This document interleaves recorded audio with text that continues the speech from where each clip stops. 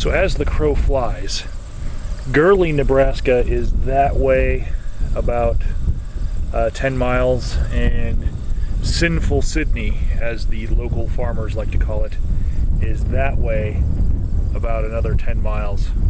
And we are at an abandoned munitions depot. This was Sioux Army munitions depot.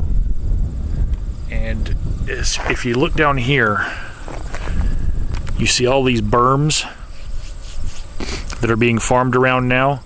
These berms were decommissioned 50 years ago, almost to the day. This is August 19th, 2017, and these were decommissioned June 30th, 1967. But they served World War II, the Vietnam War, the Korean War, stuff like that. And basically, this remote place in Nebraska was where, in Nebraska, they were hiding munitions, so that if you were on a satellite recon mission, you wouldn't be able to see it from the air.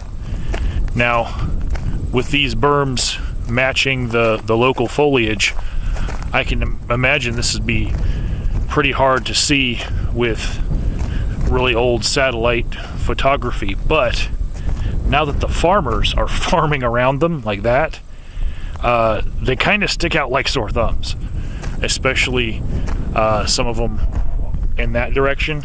The farmers bought up the land, and they farm right up to the berm, so they're not so much camouflage anymore. Each of them has this thing on top. I don't know what that does. Probably a vent to keep the heat out. You know, because they're munitions, you want to store them in a cool, dry place. There's a couple of these berms that are U-shaped.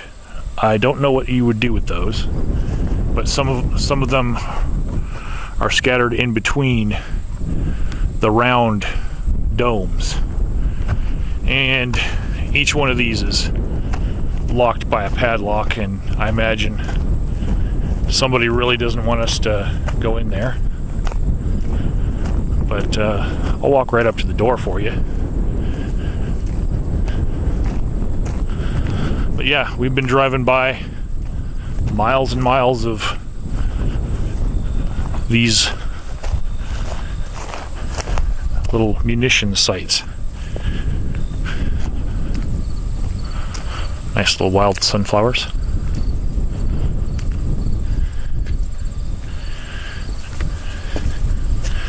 And this is what it looks like. Big steel locks like this that still work.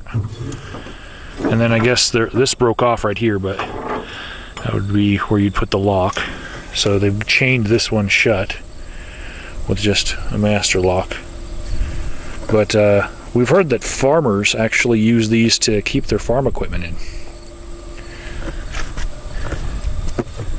And that is the abandoned berms of the Sioux Munitions Depot.